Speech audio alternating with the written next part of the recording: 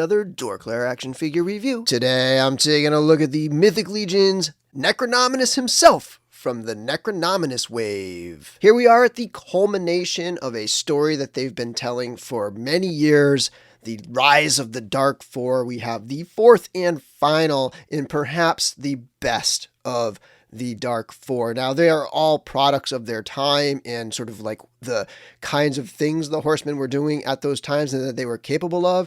And every year they get better and better. So it's only natural that the last one is going to be potentially the best. It's debatable, of course. It's opinion, it's subjective, but I feel like they've probably exceeded all of the others with this amazing figure, the cloth goods, the not even just the cloth and like the feel of the cloth, but you have all these little details in these prints on these cloth goods. The textiles that they used or whatever are really cool. There's a million little sculptural details, and you can just keep discovering new things. There's a mysterious secret. We still don't know everything about them, but we know there's 3, and we'll take a look at which one I got very soon. And the scythe is beautiful. It's just a beautiful weapon. Just such a crazy amount of detail on this figure. Let's get into this review. Okay, here he is, nice up and close. You can see that head sculpt, that headdress, which is like this softer piece on top of these like wings that come up off of his head, these like feathered wings. I don't know if you can really tell. Let me take the head off and show you what that looks like. So over here, you can see underneath there's like these feathers coming up off his head, right? Almost in mockery of Aetheron. And you've got this skull that's like adorned with this headdress here that kind of wraps around, and that's made out of skeletal parts in that gold.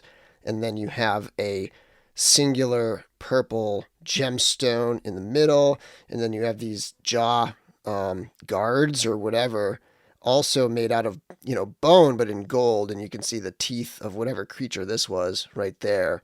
So this is a pretty wild, intricate, crazy head sculpt here. Really neat stuff. And they've given us surprises with this figure. There are 3 variants, and I'm going to pull this up, but the thing is, you got to kind of heat this up to get a really good look at it. So let me heat that up and then I'll show you. And so with it all nice and heated up and soft, you can lift this up and you can get a look underneath. And mine is a skull within a skull. And there are 2 others. And the Four Horsemen did confirm that there are a total of 3 different ones. Not 3 variants, but 3 total. So you have the skull within a skull. And then you also have the eyeball and the teeth, which all of this is honestly like a little disturbing. It's kind of freaky and weird. And I love it so much. I think it's such a fun little surprise to include there. It's really wild. So check under your Necronominus head. You don't have to unglue anything. You don't have to do anything, but just kind of like heat that up and lift it, and you'll see what's under there. That is just crazy to me. And then I can also show you, while this stuff's warm, a little look at these feathers over here. So you can peel that back and reveal the feathers there. So you get a look at that. This stuff gets real soft with heat. But that's just like an amazing head sculpt and such a fun, interesting way to do variants. And they're going to reveal at some point some story connections and something the way it connects to the story. Some people have theorized that each one is like one of his different children or what. But it's such a cool, fun, unique way to do variants. And while I have the head off, I might as well show you the rest of the collar piece, this like backpack / collar / shoulder armor type piece here. Really nice sculpture. It's just like almost like a throne of bones over here, and it's got some wings, again probably in mockery of Aetheron. And that's just like Maxilius, where it comes over the shoulders, but it plugs in and it attaches at the shoulder pauldron holes. The wings go in the lower holes that are like the the same as the Turpiculi body. And then this shoulder armor has some holes in it where the cloth goods peg into. Let me show you the cloth goods first, and then we can unattach everything. So we have the outer cape right here that has this pattern. It gives it like a royalty kind of pattern, and then it's black on the other side. So we've got the two-sided, nicely stitched with wires. There's some tattered areas on the bottom over here. Beautiful cape. It actually threads through his arms, so it has like a front piece, and then, you know, it's all one piece. It's all sewn together, but it just kind of, it gives it more like a cloak feel than a cape feel when it threads through the arms. And then you have this secondary piece, almost ribbon-like, that comes around, and that's got a cool pattern on it as well. And then that pegs, so things loop together. So this is where I'll detach it. So you have the outer cape is first, right? And that uses these elastic loops, and then you have you have the ribbon thing, and then that threads through this piece here, which is this long piece. I don't even know what you would call that, like this long ornamentation that hangs down his front. And then so everything pegs through there, and it pegs into this hole right here. So if you wanted to just have just this pegged in, you could totally do just that as well. And so let me kind of pull this apart and get everything off here. And so if you wanted to go capeless, you could totally rock this look right here. Maybe this is him on the battlefield. But yeah, so there's a look at that. And then coming around the back of this collar piece, it does have more of his children on the back there, sculpted in a silver metallic, with more wing details over there. So very cool stuff with that collar piece. I do like the little hit of red on the side of those wings too. Really neat stuff. And then the body itself is the same torso as the Turpiculi, but it has a different belt piece here. So the Turpiculi had a different one, like the little floater piece that it has. It's a little bit different. And then we have the belt itself. Let me remove these so you can get a good look at it. And that's a unique belt, only on this character. A bunch of golden bones hanging off. This looks like it could be a little potion or something like that. Some skulls, more bones there, and then a look at the back of that belt. So that's a pretty cool piece. That'll be a lot of fun for popping and swapping. And then we have the cloth skirt here that's made out of the gauzy stuff that's similar to Maxilius, and it's similar to the Mask of the Red Death. You have a loincloth and a regular piece. And when it comes down to it, this figure itself is, it's a pretty standard 1.0 style skeleton body. It's even got your regular type of arms where it's an elbow piece and then a separate bracer piece here, and then a nice look at these new bracers that are unique to the character. Those look great. And at first I was like, oh, it's just a solid silver, but there's actually quite a few little details. This has gold buckles over here. The leg armor right there has some purple. It's even got black eyes in this, Aetheron type eagle. Again, he's wearing like Aetheron stuff essentially. And then you have some buckles and some leather straps. So even though it's a pretty solid silver, there's a lot of little details in there as well. His hands and feet are the more monstrous shaped skeletal pieces. And these do have a peg hole. So it's kind of like a weird shape there just to give it stability. It's got this almost like a high heel type shape, but I think that's to give it a peg hole there that's got some depth to it. It also, I think, gives him a little extra height as well. But yeah, this figure is pretty damn awesome. And here he is all zoomed out so you can get a sense of the overall look of this figure, the majesty and the intricate parts. Like, there's so much going on with this figure. His legs are a little wider out because just for stability, like getting him to stand, I would recommend having his legs spread out a little bit in more of like a battle stance or something, just because it's easier to like balance everything when you have a nice wide base like that. But otherwise, this figure looks awesome. This thing takes up a lot of real estate. It is nearly 10 inches to the top of that headdress. It's your typical 6.5 to 7 inches to the top of the head, like your average 1.0 Mythic Legions, but you have the width and the depth and the skirt and like everything just makes it so big on the shelf. This thing has an absolute presence for sure. For comparisons, we have to start with the rest of the Dark Four.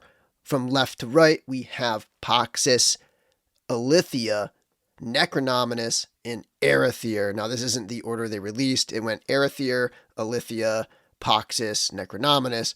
This is just how I was able to get them to all fit in the shot, having Arethyr on one side and the other two taking up a little less space. But yeah, look at this. I mean, this is the culmination of a years-long journey, starting in 2019 with the reveal of the Arethyr wave and continuing 1 year at a time each after that with those G-Con waves, 2019, 20, 21, and 22. Those 4 G-Con waves are represented right here, and it's amazing. It's awesome. I apologize I don't have them on their horses. There's not enough space on my review table to have all 4 of these on their horses. And congratulations to Four Horsemen for completing this journey. This is not an easy thing to do. It's super impressive to kind of like stick to it, right? And like stick to your guns and like take on that task and go all the way with it. So cool. Here we have some wave mates, some battlefield companions. On the left, the Turpiculi with that double neck from the Chimera that comes with Belluolith.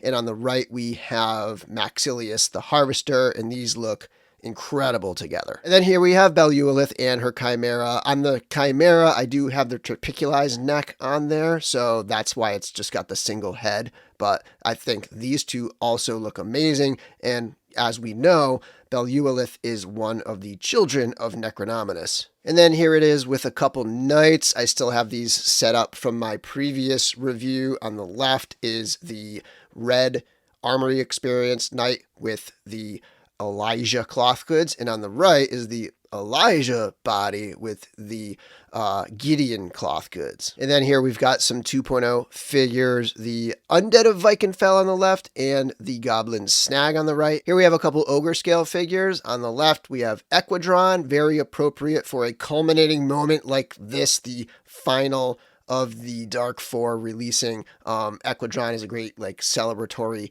anniversary type moment type figure. And then on the right we have Ukzak, also from the Necronominus wave, and even though Necronominus is a 1.0 figure with those wings and that headdress and everything, it's like it holds its own as a large presence on a shelf, similar to the way an ogre scale does. Getting into some other lines, here we have the Icon Collectibles Dark Wolf from Frazetta Girls on the left, and on the right we have my Sorcerer Gomez, which is just a regular Gomez.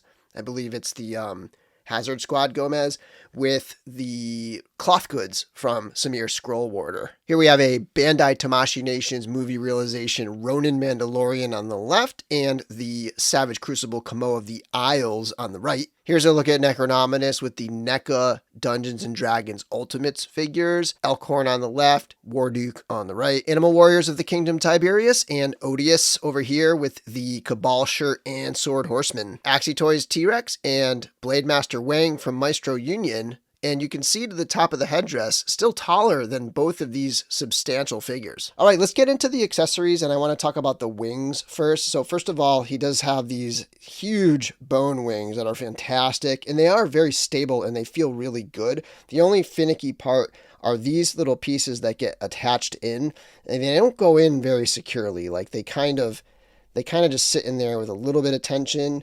This side here, I had to use some sticky tack to get it to like stay a little bit more stable because it was falling out. So those two pieces are like the one the most finicky thing about the figure. Obviously getting the cape on and like pegging it in and all that stuff, that can be a lot of work, but that's just the nature of that, and it stays pretty stable. Like it's fine. These pieces tend to fall off. And like I said, the wings do peg into the lower back holes, very much like the Turpiculi. In fact, I believe this bone and this bone are those longer arms from the Turpiculi. And then from this point out, you have the wings. And this is all from here, this hinge here. There's a hinge right there. From here out, of course, this is a separate piece. But this piece right here, there's no jointed like articulation in these parts right here. And then we have the cloth goods. So this is that ribbon piece that wraps around. These are all wired. One side's solid, one side's patterned. He's got his two like tassels that hang down, and you can kind of get a look at those right here. Nice little decorative pieces there. And then here's a look at the shape of the cape right there. And again, one side is solid and one side is pattern. It is a 2-layered stitched together piece. It is beautiful. And I could see some people doing some fun things with this. The tricky thing will be with popping and swapping, like figuring out where you want to like, attach it with these things. But ultimately you could just go straight vest style and just have any character's arms through those holes. He does come with 3 sets of hands. So here's a pair of gesturing hands, a pair of gripping hands with horizontal hinges, and a pair of gripping hands with vertical hinges. And then we have his scythe, which is like incredibly detailed. It even has a sculpture of Necronominus on there. And then the blade itself has some cool details with a little two-tone on the blade. We've got some golds with like a little dirty wash going on there. This part here looks like some more bones, right? It's almost like his whole skeletal body comes down and like starts to just transform into the blade, into the handle itself. And then we've got some silver details, some wooden painted details. We've got a little grip handle here and some more silver down at the bottom. This thing's crazy. Such a cool weapon. It's massive as well. Okay, for articulation, the neck is on a ball, so it can look up a little bit. It can look down quite a bit. It can cock side to side. Can't really twist much because that collar is going to stop it from moving. And of course, when you have everything together and you have all the cloth goods and everything on there, it's going to be a chore to pose. It's like you move one thing and other things move. You do have a hinge and twist at the arm on the back here that goes to the wings, and then you have a hinge at this point. Again, these are the long arms. I guess they would be like ogre scale skeleton parts or something, but they're the long arms from the Turpiculi. There is a hinge up here that you can twist, and so if you were to go fully expanded wings, like they go way out. It's pretty wide right there. The shoulder can swing up quite a bit on that hinge, and then you have that swivel, but it's definitely going to get stopped by that collar piece there, and then by the wings potentially in the back. I mean, you can move those wings out of the way, but yeah, so a lot of good range in that shoulder. Single jointed elbow comes up to 90 degrees. A little disappointing considering some of the other newer skeletons. They get better range than that, but this is the, the split arm. So we do have the swivel at the forearm there, and then we have the hinge at the hands and the rotation at the hands as well. Got your typical ball jointed waist. He can crunch forward, back, he can go side to side, and he can twist. Legs can kick out. So again, if you want to get that full range, you're looking to about here between the crunch and the leg, and then the leg can kick backwards as far as you would want it out into the splits. You do have a single jointed knee that comes up past 90 degrees, so that's pretty good range there. There's a twist below that knee, and then there's a hinge at the foot, twist at the ankle, and a rocker at that ankle. Okay, one quick swap, and then I wanted to mention a couple other things about the construction of this figure. First of all, the neck is very long, so it actually is much longer than what I assumed was the same neck, and the Turpiculi neck is shorter. So if we were to pop this off here and take the Turpiculi neck and put that on, then we get a much lower look here, though it does thrust the head forward a little bit more, makes it a little more monstrous, but then that's sitting a little more naturally right there. But yeah, so that's how that looks with the Turpiculi neck and the Maxilius head for one very simple swap. And then here I did pop the torso off. I just wanted to show you that this is compatible with your standard 1.0 hips, not like the Maxilius body or the Skeleton Legion Builder 2, which has those like bone hips and a completely different construction. But this little piece here is removable, and yeah, so that is kind of how that looks. And this torso is exactly the same as the Turpiculi torso. It just has a different one of this piece right here. That piece is just different. So yeah, this guy is awesome. This feels like one of those passion project type things. There must have been a lot of time in the sculpting process for this thing. It's just got so much detail, and it's massive. These wings are like getting caught up on my lights over here as I try to spin it around, but so cool. So many little, like little surprises like that. So many good details on this thing. But anyway, that'll do it for my review. Necronominus is killer. Get this figure. Thanks for watching. Until next time, may the force be with you.